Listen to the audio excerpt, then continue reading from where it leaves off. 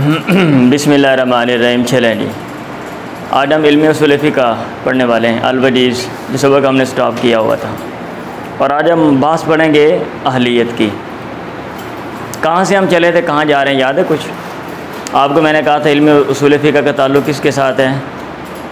उन कुरान मजीद की आयात और अहादीस के साथ है, या दूसरे लफ्ज़ों में उन नुसूस के साथ है जिनका ताल्लुक़ आपके अमल के साथ है। उनको हुक्म कहते हैं। तो हमने हुक्म की बात पढ़ी तफसीलन, फिर हुक्म कौन देगा, हाकम की बात पढ़ी। हुक्म के अंदर जो बात कुरान मजीद की आयत या हदीस में जो बात आपसे कही गई है कि आपने ये काम करना, ये नहीं करना, उसकी बात पढ़ी, यानी महकूम फ़ी की बात पढ़ी। फिर जिसको कहा गया महकूम अलैह, उसकी बात कुछ आपने पढ़ी। अब आगे वही बात चल रही है। अब ये जो सारी चीज़ें हैं, सारे अहकाम हैं, ये इंसानों के लिए हैं। और इंसान ऐसा नहीं है कि यहाँ दुनिया में कि अचानक जनाब फरिश्ता एरोप्लेन लेके आता है, हेलीकॉप्टर, और इंसान उतार के चला जाता है, लो भी अब तुम इधर रहोगे, अब तुम मुकल्लफ हो, और फिर जनाब एरोप्लेन आता है और उनको वापस ले जाते, चलो जी अब ज़िंदगी ख़त्म हो गई है। इंसान पैदा होता है और उसकी ज़िंदगी के मुख्तलिफ़ अदवार हैं, और हर दौर में वो उसकी एक मुनफरिद हैसियत होती है जो दूसरे से मुख्तलिफ है। माँ के पेट में बच्चा फिर छोटा पैदा होता है, फिर वो और नौइयत का, फिर थोड़ा सा बड़ा होता है, फिर उसकी और नौइयत है, फिर वो जवान हो जाता है, उसकी और नौइयत है। ठीक है, तो ये सारे अदवार हैं। तो चूँकि अहकाम का ताल्लुक़ क्या कहते हैं इंसान के साथ है, ये देखा जाता है कि इंसान ये अहकाम इसके लिए हैं या कि नहीं है, इसमें अहलियत है या कि नहीं है। तो आज का जो सबक है हमारा, वो अहलियत के बारे में बहुत ही अहम सबक है, समझने वाला है। अहलियत के बारे में, अहलियत क्या है और अहलियत की जो काइंड्स हैं वो क्या हैं, और अदवार जो हैं इंसान की ज़िंदगी के, उसमें जो अहलियतें जो पाई जाती हैं उनकी जो नौइयत है वो क्या है, और अहलियत की जो बेस है वो क्या है। ऊपर आप टाइटल देंगे अल अहलियत। आज हम कौन सी बात पढ़ेंगे? अहलियत की बात पढ़ेंगे। अहलियत का माना होता है असलाहियत। सलाहियत अरबी में लिखवाने का मकसद ये है कि आप लोगों ने पेपर देने होते हैं, अगर आप ये चीज़ें ऐसे याद कर लें और पेपर में लिखें इस तरह, तो वैसे मतलब एक याद भी हो जाता है मुनज़्ज़म अंदाज में, और अच्छा जो है ना वो जो तासुर है वो पड़ता है।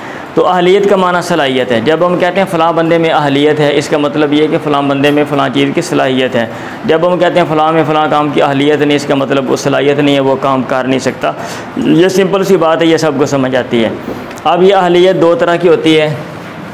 एक जो है वो अहलियत वजूब है, टाइटल दे दें अहलियत वजूब है, ठीक है, और एक अहलियत अदा है। अब अहलियत जो वजूब है, इसका क्या मतलब है, अहलियत अदा का क्या मतलब है? अरबी में जो इसकी डेफिनेशन की जाती है, डेफिनेशन अहलियत वजूब की, वो है सलाहियतुल इंसानी, इंसान की सलाहियत, सलाहियतुल इंसानी, इंसान की सलाहियत एक मिनट में, लिवजूबिल हुकूकी, लिवजूबिल हुकूकी अल मशरूअती लहू व अलैहि। मैं एक मिनट अभी वज़ाहत करता हूँ, ये बात सुनो ज़रा। हाँ जी, सलाहियतुल इंसानी, इंसान की सलाहियत लिवजूबिल हुकूकी, कि हुकूक जो हैं वो वाजिब हैं। लिवजूबिल हुकूकी लिवजूबिल हुकूकिल मशरूअती, जो जायज़ हुकूक हैं वो वाजिब हैं, लहू उसके लिए, वालैहि और उसके ऊपर, यानी कुछ हुकूक उसके लिए हैं और कुछ हुकूक उसके ऊपर हैं। इसकी सलाहियत को जो है ना वो सलाहियत वजूब कहते हैं। आसान लफ्ज़ों में सलाहियत वजूब का ताल्लुक़ मतलब इसका मतलब ये है कि इंसान इस काबिल है कि उसके ऊपर कुछ ज़िम्मेदारियाँ डाली जा सकती हैं, और उसकी जो ज़िम्मेदारियाँ और उसके जो हुकूक हैं वो कुछ दूसरों के ऊपर डाले जा सकते हैं। आप लोग यहाँ बैठे हुए हो, अब कुछ हुकूक आपके मेरे ऊपर हैं और कुछ मेरे हुकूक आपके ऊपर हैं। इसको कहते हैं, क्या कहते हैं? अहलियत वजूब। बात समझ आ गई है? हाँ जी। और अहलियत अदा जो है, इसका मतलब है सलाहियतुल इंसानी, अरबी में आप लिख लें सलाहियतुल इंसानी, इंसान की सलाहियत, लिअन युतालबा बिल अदाई, कि उससे अदायगी का मुतालबा किया जाए। आप उसको बोलें भाई फ़लाँ काम करो, ठीक है, फ़लाँ काम करो। वलियन तो तबरा अक़वालु व फ़ालु, वलियन तो तबरा, और ये कि एतबार किया जाए अक़वालु व फ़ालु, उसके अक़वाल और अफ़ाल का। ये सलाहियत अदा है। सलाहियत अदा का मतलब ये है, जब हम कहेंगे किसी में सलाहियत पाई जा रही है तो उसका मतलब ये है कि आप उससे अदायगी का मुतालबा कर सकते हैं कि आप फ़लाँ काम करो, और उसके अक़वाल और अफ़ाल का एतबार है, अक़वाल और अफ़ाल का एतबार है। एक है ना पागल बंदा बातें किए जा रहा है और उसकी बात का एतबार है कोई? एक पागल बंदा जा रहा है, बोलता जा रहा है, उसकी बात का एतबार है? नहीं है। तो लेकिन हम जो हैं, जिस माशरे में हम रहते हैं, मैं आपके साथ कोई बात कर रहा हूँ या आप मेरे साथ कर रहे हो या कहीं और, तो हम जो बात करते हैं उसकी बात का एतबार होता है। वलियन तो तबर अक़वालु व फ़ालु, और ये सलाहियत अदा की वजह से ही होता है। व ततरत्तबु अलैहा आसार व शरिया, व ततरत्तबु अलैहा आसार व शरिया, और जो शरई आसार हैं वो मरतब हो, शरई आसार हैं वो मरतब हो। सलाहियत अदा का मतलब आसान लफ्ज़ों में इधर, अगर किसी बंदे में सलाहियत अदा पाई जाती है, पाए जाने का मतलब ये है कि आप अदायगी का कह सकते हैं कि भी फ़लाँ काम करो, और उसकी जो बात है या उसका जो अमल है उसका एतबार है, और उसके शरई आसार मरतब होंगे, शरई आसार मरतब होंगे। मिसाल इसकी मैं दे देता हूँ, आपको बात समझ आ जाएगी। अभी ये मार्कर है मेरे पास, मैं बेच रहा हूँ, मैं कहता हूँ आप ले लें, आप मुझे पैसे देते हैं, ठीक है। अब सलाहियत अदा मेरे अंदर है, अब मेरी बात का एतबार है और मेरे अमल का एतबार है, और शरई असर मरतब होगा। क्या असर मरतब होगा? इसकी मिल्कियत ट्रांसफ़र हो जाएगी उधर, और आप जो मुझे बदले में पैसे देंगे उसकी मिल्कियत मेरी तरफ ट्रांसफ़र हो जाएगी। ये है सलाहियत अदा। समझ आ रही है? तो अहलियत का मतलब सलाहियत है, और अहलियत की दो किस्में हैं, अहलियत वजूब और अदा। वजूब का मतलब ये है कि इंसान के हुकूक दूसरों पर और दूसरों के हुकूक उसके ऊपर लाद दिए जाएँ। इस अहलियत वजूब का मतलब अहलियत वजूब की वजह से, सलाहियत की वजह से। और अहलियत अदा का मतलब ये है कि इंसान में सलाहियत हो कि उससे आप मुतालबा कर सकें, आप फ़लाँ काम करो, और उसके अक़वाल और अफ़ाल का आप एतबार करें, और अक़वाल और अफ़ाल पर जो आसार मरतब होते हैं, यानी जो उसने बात की है, आप जो है ना उसका एतबार करें, और उसके नतीजे में जो चीज़ आ रही है उसको भी आप मान लें। फिर आपने ये याद रखना है कि ये जो अहलियत वजूब और अदा है, इनमें से हर एक कामिल भी होती है और नाकिस भी होती है। अल कामिला अन नाकिसा, कभी इधर अहलियत वजूब कामिल होती है और कभी अहलियत वजूब नाकिस होती है, कभी अहलियत अदा कामिल होती है और कभी अहलियत अदा नाकिस होती है। तफसील अभी हम देखेंगे। अब सवाल ये है, हमें कैसे पता चलेगा ये कामिल है, अहलियत वजूब यहाँ पे नाकिस है, यहाँ पे अहलियत अदा कामिल और नाकिस है? तो इनका जो ताल्लुक़ है, इनका वो ताल्लुक़ है अदवार के साथ। किसके साथ है? अदवार के साथ। अब हम इंसान के ज़िंदगी के जो मुख्तलिफ़ अदवार हैं उनके हम स्टडी करेंगे तो हमें पता चल जाएगा कि कब जो है वो कामिल है और कब नाकिस है।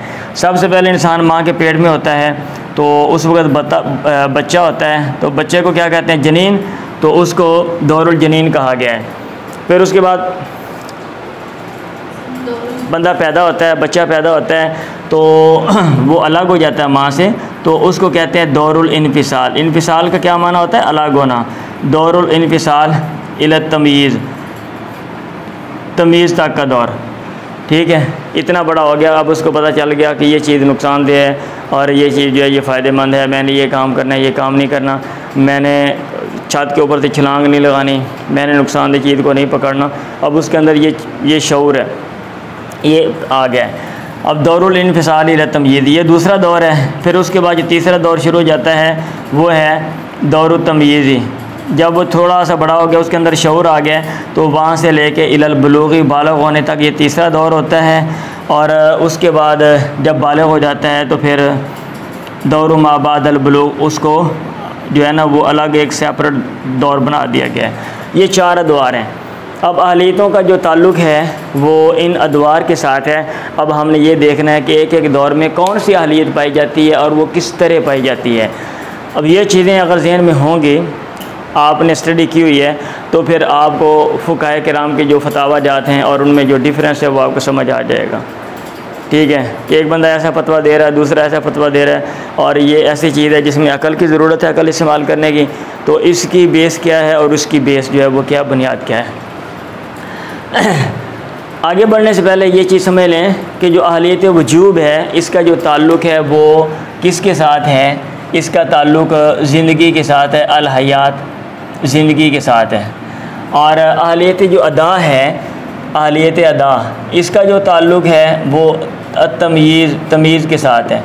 यानी अगर तमीज़ है तो फिर अहलियत अदा है, अगर तमीज़ नहीं है तो फिर अहलियत अदा भी नहीं है। इसलिए अब एक बंदा पागल है, उसके अंदर तमीज़ नहीं है, तमीज़ वाला नहीं है, शऊर नहीं है, तो अगर वो तमीज़ नहीं कर सकता तो अब आप उससे मुतालबा भी नहीं करते हो, सिंपल सी बात है, और उसके अक़वाल और अफ़आल का भी एतबार आप नहीं करते हो। वैसे किताब वाले ने जो बात लिखी हुई है वो ये लिखी है कि अहलियत वजूब का ताल्लुक़ ज़िम्मे के साथ है, और ज़िम्मा जो है वो ज़िंदगी के साथ वाबस्ता है।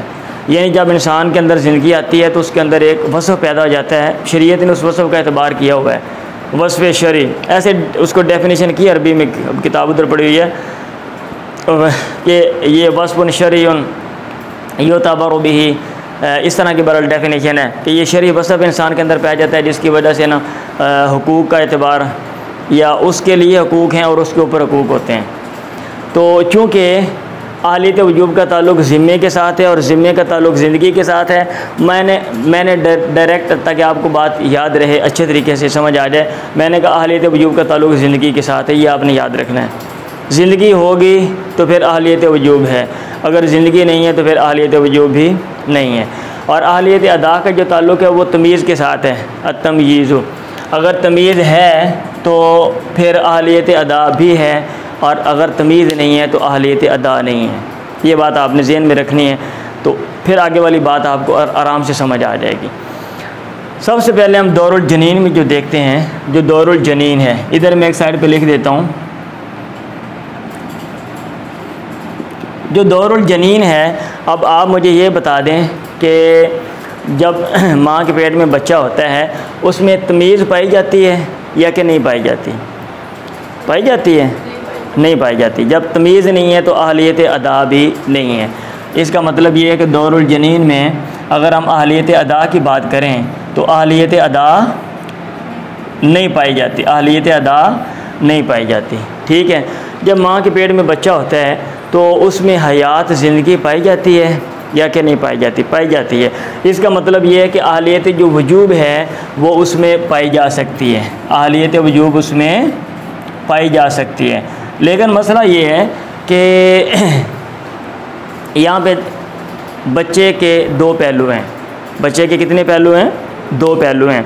अच्छा, अगर हम ये देखें कि बच्चा माँ के पेट में है और उसका सेपरेट कोई तशख़्ख़ुस बाहर नहीं है, अभी माँ के ऊपर उसका इन्हिसार है, माँ जिधर जाती है वो साथ जाता है, जिधर माँ रहती है वो साथ रहता है। ठीक है, तो अगर हम ये देखें तो हमें ये लगता है कि वो माँ का हिस्सा है, उसका अलग कोई वजूद नहीं है, तो उसके ऊपर कोई चीज़ डालनी नहीं चाहिए। मतलब ये एक अहलियत उसके लिए नहीं होनी चाहिए। और अगर हम ये देखें कि उसके अलग जान है और वो सांस लेने वाली जान है और मुस्तकबिल करीब में उसने माँ से अलग हो जाना है, और माँ का जैसे सारा सिस्टम है ग़ज़ा का, माँ की ज़िंदगी है और माँ का वजूद है, ऐसे उसका भी ग़ज़ा का बाकायदा सारा सिस्टम है, वो सांस लेता है, वजूद है, और उसका जो ब्रेन है, दिमाग है, वो सोचता भी है। और समझ आ रही है? वो चीज़ें आती हैं इब्तदाई अगरचे मराहल में होती हैं सारी चीज़ें जो हैं। तो अगर हम वो चीज़ देखें और मुस्तकबिल करीब में उसने अलग हो जाना है, तो इसका मतलब ये कि अहलियत वजूब होनी चाहिए, अहलियत वजूब होनी चाहिए। यानी एक पहलू तकादा करता है कि अहलियत वजूब नहीं होनी चाहिए और दूसरा पहलू तकादा करता है कि अहलियत वजूब होनी चाहिए। इसलिए जो है ना, जो फ़ुक़हा किराम हैं उन्होंने ये कहा हुआ है कि अहलियत वजूब उसके अंदर पाई जाती है, लेकिन अन्नाकिसा नाकिस पाई जाती है। क्या पाई जाती है? नाकिसा नाकिस होती है, कामिल नहीं होती। अब इसका फिर क्या मतलब है? अब इसका मतलब ये है, अगर आप ये कहते हैं कि अहलियत वजूब नाकिस है, कामिल होने का मतलब ये है कि हर तरह के हुकूक उसके ऊपर भी हैं और उसके दूसरों के ऊपर भी हैं। नाकिस होने का मतलब ये है कि ऐसा नहीं है, हर तरह के हकूक़ नहीं है। तो नाकिस होने का क्या मतलब है? इस नाकिस होने का मतलब है तस्बुतु लहू अल हुकूक, लिख लें आप, नाकिस होने का क्या मतलब है? तस्बुतु लहू अल हुकूक, कि उसके लिए वो हुकूक साबित होंगे अल्लती ला तहताजु, जिनको ज़रूरत नहीं है, अल्लती ला तहताजु इला क़बूलिन, कबूल करने की, जैसे अल मिरास, मिरास है, अल वसीयत, अल वसीयत है, अल इस्तिहकाक फ़िल वक़्फ़, अल इस्तिहकाक फ़िल वक़्फ़, वक़्फ़ में मुस्तहिक़ होना है।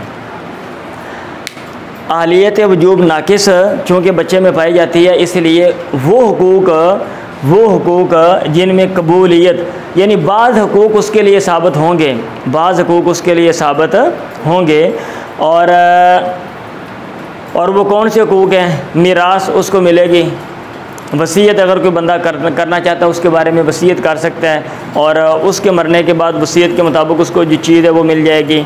और अगर बंदा कोई चीज़ वक़्फ़ करता है और उसमें वो कहता है बच्चों के बारे में ये चीज़ वक़्फ़ है, तो ये जो बच्चा है ये भी पैदा होने के बाद उस चीज़ का मुस्तहिक़ होगा। ठीक है, अच्छा, लेकिन इसका फिर मतलब फिर ये हुआ कि ला यसबुतु लहू अल हदिया। जब आपने ये कहा कि अहलियत वजूब बच्चे में कौन सी है? नाकिस है, और वो हुकूक उसके लिए साबित होंगे अहलियत वजूब नाकिस होने की वजह से जिसमें कबूलियत की ज़रूरत नहीं होती, जिसमें कबूल करने की ज़रूरत नहीं होती। और हदिये में ज़रूरत होती है कबूल करने की, हदिये में ज़रूरत होती है। मैं कहता हूँ ये मैं आपको हदिया दे रहा हूँ, ये मेड इन ज़फ़रवाल है, ये आपके लिए हदिया है। मैं ये कहता हूँ आप ना लें, ये हदिया हो जाएगा? और भाई हदिया हो जाएगा? नहीं ना होगा। हाँ जी, तो इसका मतलब ये है कि जब आपने ये कहा हुकूक जिनमें कबूलियत की ज़रूरत नहीं होती वही साबित होंगे, इसका मतलब ये है कि जिनमें कबूलियत की ज़रूरत होती है वो हुकूक साबित उसके लिए नहीं होंगे, और उसके ऊपर भी नहीं होंगे, और उसके ऊपर भी किसी दूसरों के हुकूक नहीं होंगे। बात समझ आ रही है? और भाई समझ आई है? हाँ जी, इंसान के द्वार में पहला दौर दौरे जनीन का है, और दौरे जनीन में अहलियत अदा नहीं पाई जाती, क्योंकि अहलियत अदा का ताल्लुक़ तमीज़ के साथ है, और तमीज़ नहीं है तो अहलियत अदा भी नहीं है। और इंसान की जो हैसियतें वो दो हैं, एक लिहाज से वो सेपरेट और एक लिहाज से माँ के साथ है। तो इसलिए इसका मतलब ये है कि हमने फिर अहलियत वजूब साबित की है लेकिन नाकस की है। अब नाकस का क्या फ़ायदा है? नाकस का फ़ायदा ये है कि उसके ऊपर औरों के हकूक़ नहीं हैं, और उसके लिए कुछ हकूक़ हैं, सारे हकूक़ नहीं हैं, क्योंकि नाकस है ना, नाकस तो फ़ायदा भी नाकस ही उसको होगा।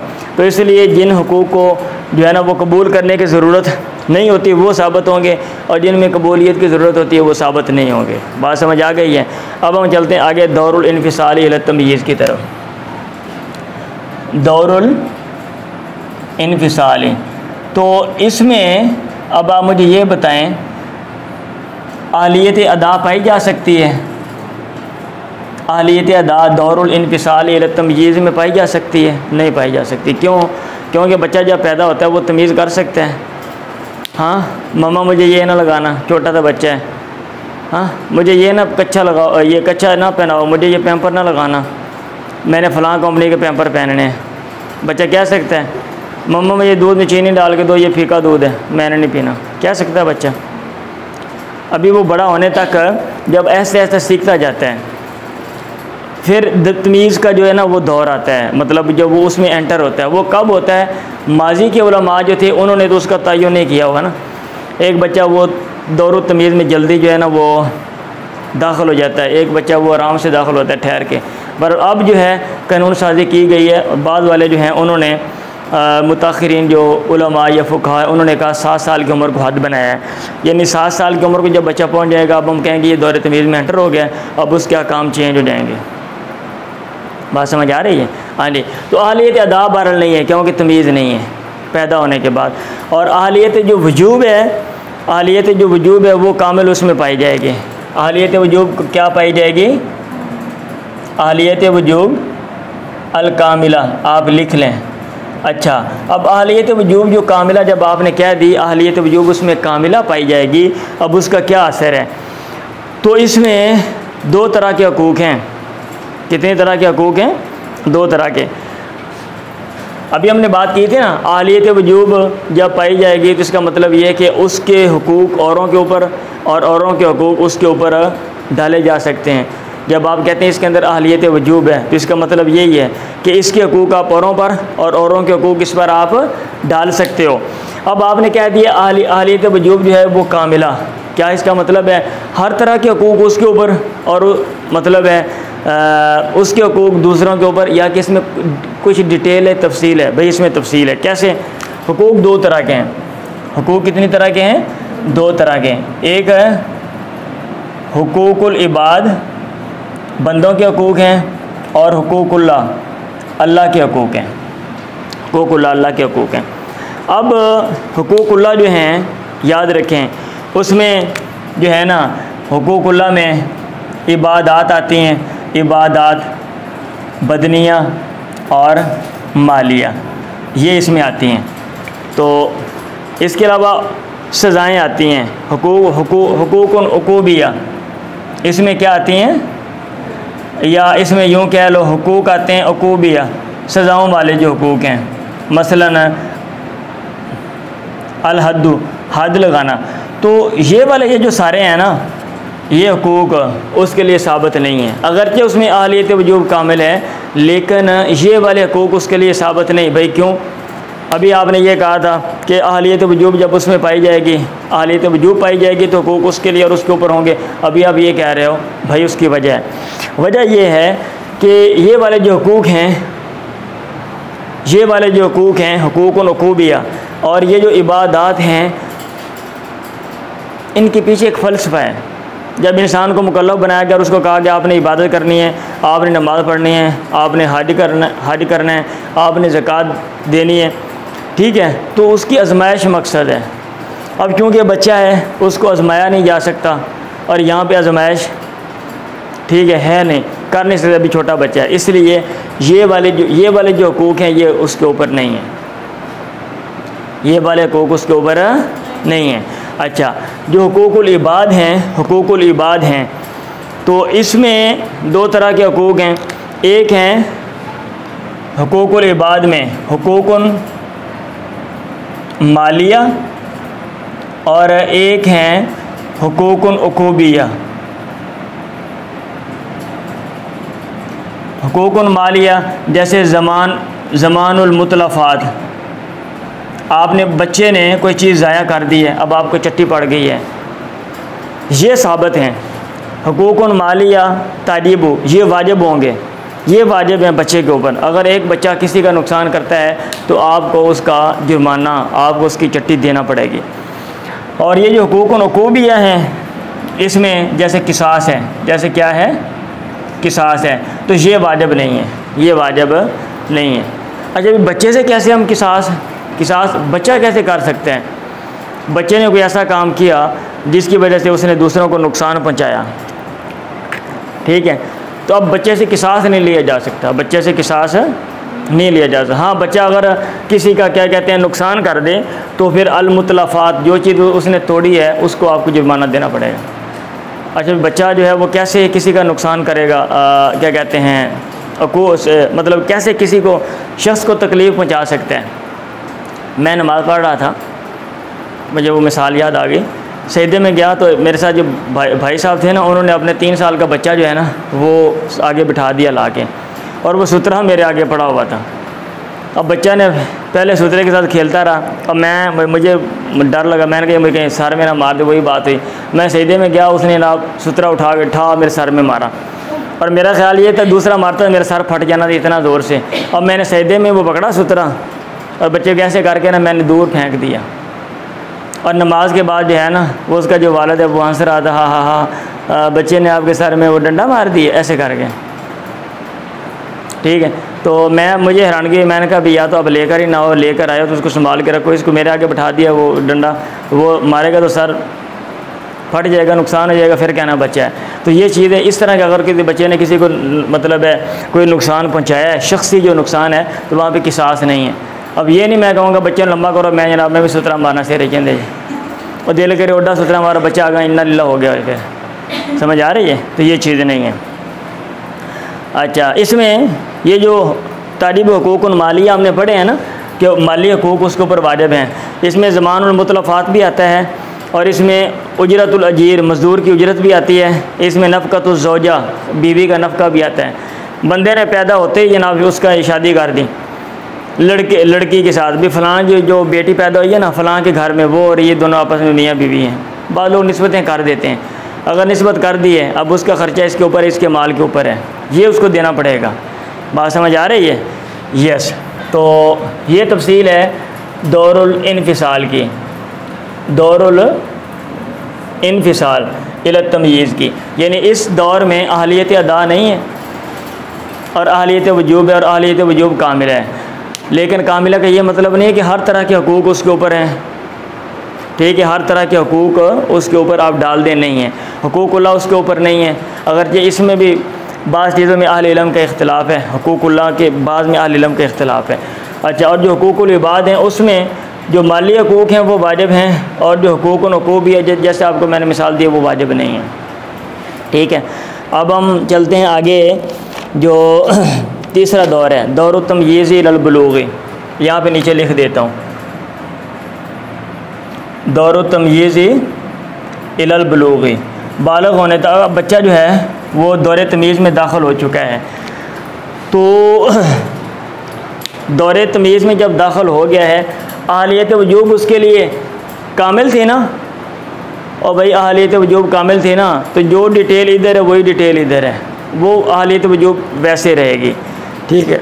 अहलियत अदा जो है, अब चूँकि हमने कहा था कि अहलियत अदा का ताल्लुक़ तमीज़ के साथ है, अब ये दौरे तमीज़ में दाखिल हो गया, लिहाजा अहलियत अदा आ जाएगी, अहलियत अदा आ जाएगी।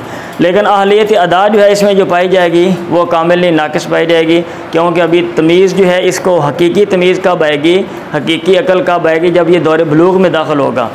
इनको नींद आ रही है, देख लें, वाह भाई वाह, रोटी इतनी ज़्यादा बंदा खा ले तो सबक में बैठेगा नींद ही आएगी। आपको नींद आ रही है, आप खड़े हो जाए चक्कर लगाएं। अब ये तो नहीं कि 5-7 रोटियां खा के बैठ जाओ और जनाब फिर अहलियत अदा, अहलियत वजूब जो कामिला है वो जो पाई गई है वो तो उधर रहेगी, और अहलियत जो अदा है तो इसमें क्या डिटेल है, इसमें देखें जी, अहलियत अदा उसमें पाई जाएगी और अहलियत अदा उसमें नाकिसतुन, नाकिस होगी, क्या होगी, नाकिस होगी। अब इसका फिर क्या मतलब है? इसका मतलब ये है कि जब आप ये कह रहे हैं कि अहलियत अदा उसमें नाकिस है, तो कुछ तसर्रुफ़ात जो हैं वो सही होंगे और कुछ नहीं होंगे, कुछ तसर्रुफ़ात सही होंगे और कुछ सही नहीं होंगे। भाई कौन से तसर्रुफ़ात आप लिख लें, तसीहु तसर्रुफ़ातुन नाफ़ियातुन, जो नफ़ा वाले तसर्रुफ़ात हैं, नफ़न महज़न, नफ़न महज़न खालस नफ़ा वाले जो तसर्रुफ़ात हैं वो उसके सही होंगे। जैसे ओ भाई, जैसे अल-हिबा, तो कबूलुल हिबा, हिबा कबूल करना। और भाई आप किसी से गिफ्ट लेते हो, फ़ायदा का नुकसान है, और मैं आपको एक चीज़ देता हूँ, भाई ये मेरी तरफ से गिफ्ट है, आपका नुकसान हो रहा है, फ़ायदा हो रहा है, कुछ चीज़ आ रही है। तो ये तो ऐसे जो तसर्रुफ़ात हैं ये ठीक हैं, अगर कोई बंदा उसको गिफ्ट देता है और वो ले लेता है तो ठीक है। और ला तसीहु अत-तसर्रुफ़ात, ये मैंने मिसाल दी है एक, अच्छा, और ला तसीहु तसर्रुफ़ातुज़्ज़ारा, जो नुकसान वाले तसर्रुफ़ात हैं, ला तसीहु तसर्रुफ़ातुन ज़ारतुन ज़ररन महज़न, जिसमें महज़ नुकसान ही नुकसान है, वो उसके सही नहीं है। जैसे उसका हदिया किसी को देना, अब अगर एक बच्चा किसी कोई चीज़ गिफ्ट दे देता है तो आप किसी बच्चे को टॉफ़ी दे दें आप, या कोई चीज़ दे दें 5, 10, 20, 50 रुपए के लेकर, आप बोलें कि भाई बेटा आप जो है ना ये मुझे जो है ना वो गिफ्ट दे दो, वो कहे ठीक है ले जाओ, ठीक है, वो कहे ले जाओ, तो उसका ये तसर्रुफ़ ठीक नहीं है। अब ये नहीं कि घर वाले लेने आप बोलो आपके बच्चे ने मुझे गिफ्ट दिया है, गलत है। ला तसीहु तसर्रुफ़ातुन ज़ारतुन ज़ररन महज़न, यानी वो तसर्रुफ़ात जिनका खालिस भी है वो नुकसान है, वो सही नहीं है, ठीक है, नुकसान बच्चे को हो रहा है। और अत-तसर्रुफ़ातुल मुतरद्दिदा, कुछ वो तसर्रुफ़ात होते हैं जो मुतरद्दिद होते हैं सही और गलत के दरमियान, इधर एक साइड पे मैं लिख देता हूँ, अत-तसर्रुफ़ातुल मुतरद्दिदा, जो कि मुतरद्दिद होते हैं, गर्दश करते हैं बैन नफ़ी व ज़ररी, बैन नफ़ी व ज़ररी, नफ़ा और ज़रर के दरमियान।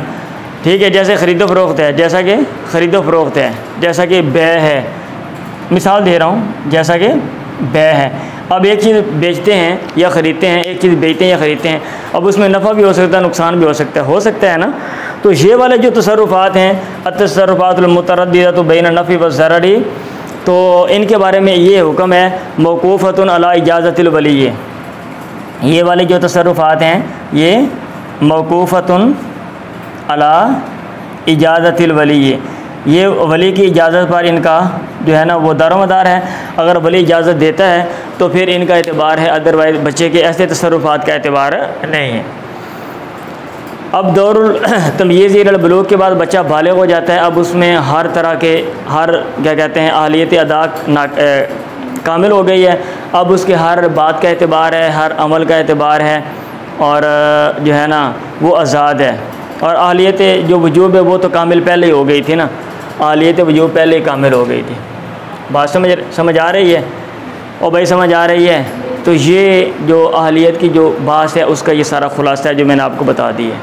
आज हमने क्या पढ़ा है? अहलियत, इसको सलाहियत कहते हैं सिंपल लफ्ज़ों में। और अहलियत दो तरह की होती है, अहलियत वजूब और अहलियत अदा। वजूब का मतलब ये है जब हम कहते हैं अहलियत वजूब पाई जाती है, यानी इसके हकूक़ औरों पर और औरों के हकूक़ इस पर हैं। और अहलियत अदा का मतलब ये है कि आप उससे किसी काम का मुतालबा कर सकते हैं और उसके अक़वाल अफ़ाल का एतबार है और उन पर जो शरई आसार है वो भी मुरतब होंगे। अहलियत वजूब और अदा दोनों कामिल और नाकिस दोनों होती हैं, लेकिन उनका ताल्लुक़ अदवार के साथ है। अभी आपने देख लिया है अदवार कौन से हैं। ये है दौरुल जनीन है, दौरुल इन्फ़िसाल इला तमयीज़ है, दौरुल तमयीज़ इला बुलूग़ है, दौरुल मा बादल बुलूग़ है। अब इसमें दौरुल जनीन में बच्चा है, अभी तमयीज़ नहीं है, अहलियत अदा नहीं है, और अहलियत वजूब है और वो भी नाकिस है क्योंकि उसकी दो सीटें। और दौरुल इन्फ़िसाल इला तमयीज़ में तमयीज़ नहीं है, अहलियत अदा नहीं है। यहाँ पे मैंने ये सारा लिखा हुआ है अहलियत अदा नहीं है, अहलियत वजूब है लेकिन वो भी नाकिस है। और दौरुल तमयीज़ अहलियत वजूब है लेकिन कामिल है, अहलियत वजूब कामिल है लेकिन कुछ चीज़ें उसके ऊपर नहीं है, वो डिटेल मैंने यहाँ पे दे दी है। और दौरुल तमयीज़ इला बुलूग़, अब बच्चा दौर तमयीज़ में दाखिल हो गया, अब तमीज़ आ गई है तो अहलियत अदा है। और अहलियत अदा है लेकिन अहलियत अदा नाकिस है। अब नाकिस होने की वजह से जो तसर्रुफ़ात हैं, जो नफ़ा वाले तसर्रुफ़ात हैं, खालिस नफ़ा वाले, वो तो ठीक हैं, और जो नुकसान वाले खालिस वो ठीक नहीं हैं। और जिनमें नफ़ा नुकसान दोनों का इम्कान है वो उसका दारोमदार जो है वो वली पर है। वली अगर वो कहता है ठीक है तो ठीक है, अदरवाइज़ वो ठीक नहीं है। अब बच्चा बालिग़ हो गया है, ठीक है, बच्चा जो है वो बालिग़ हो गया। अब बालिग़ होने के बाद अहलियत वजूब तो पहले कामिल हो गई थी, और जो अहलियत अदा नाकिस यहाँ भी पाई जा रही थी अहलियत अदा, अब वो भी कामिल हो गई है। अब अहलियत अदा कामिल है, अब उसके हर अमल का एतबार है, उसके हर बात का एतबार है, और वो आज़ाद है, वो जो मर्ज़ी करे। समझ आ रही है? कुछ ना कुछ पल्ले पड़ गया। चलें।